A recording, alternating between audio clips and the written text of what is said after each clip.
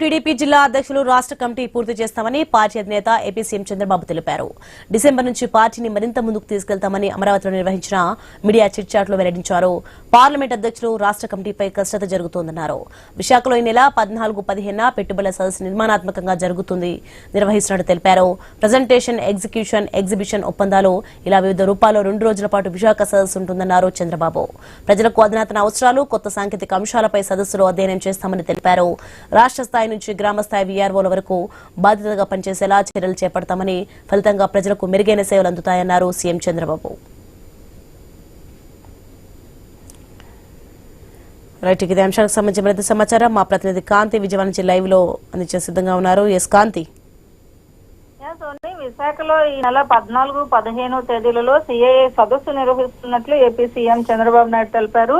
ఈ రోజు ఏదైతే పార్టీ కార్యాలయంలో ప్రజల నుంచి వినతుల స్వీకరణ కార్యక్రమంలో పాల్గొనేందుకు సీఎం చంద్రబాబు నాయుడు పార్టీ కార్యాలయానికి వచ్చారు. అయితే ఆ పార్టీకి సంబంధించినటువంటి అందుబాటులో ఉన్నటువంటి ముఖ్య నాయకులతోటి ఆయన మాట్లాడడం జరిగింది. అయితే ప్రస్తుతం ఆయన మీడియాతో చిట్ చాట్ చేస్తూ పెట్టుబడుల సాధనలో లోకేష్ క్రియాశీలకంగా వ్యవహరిస్తున్నారని, క్వాంటమ్ కంప్యూటర్ అనేది సిద్ధమైంది, ఏదైతే షిప్మెంటే మిగిలింది, గడువు తేదీలోపే అమరావతికి వచ్చేలాగా చర్యలు తీసుకుంటామని కూడా చెప్పారు. పెండింగ్ లో ఉన్నటువంటి రెవెన్యూ సమస్యల పరిష్కారానికి ఆదేశాలు ఇచ్చామని, గత ప్రభుత్వం నిర్లక్ష్యం వల్లే రెవెన్యూ అంశాలు ఏవైతే ఉన్నాయో ప్రస్తుతం అవి క్లిష్ట పరిస్థితుల్లోగా సమస్యలు తీర్చలేని సమస్యలుగా మారిపోయాయని కూడా చెప్పడం జరిగింది. ఇక ఏదైతే కొన్ని కీలకమైనటువంటి పార్టీకి సంబంధించినటువంటి విషయంలో కొంత కీలకంగా అడుగులు వేస్తున్నామని, అలాగే ఈ పార్టీకి సంబంధించినటువంటి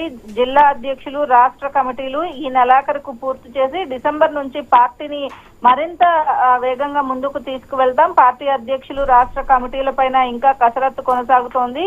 దాదాపుగా ఏదైతే సదస్సుకు సంబంధించినంత వరకు కూడా ప్రజెంటేషన్, ఎగ్జిక్యూషన్, ఎగ్జిబిషన్ ఒప్పందాలు ఏవైతే ఉన్నాయో 2 రోజుల పాటు ఈ సదస్సు సాగుతుందని, ఈ విధానం వల్ల ప్రజలకు మెరుగైన సేవలు అందించే వరకు లాగా కృషి చేస్తామని సీఎం చంద్రబాబు నాయుడు మీడియాతో చిట్ చాట్ లో ప్రస్తావించారు. Soni. Right, thanks for the information Kanthi.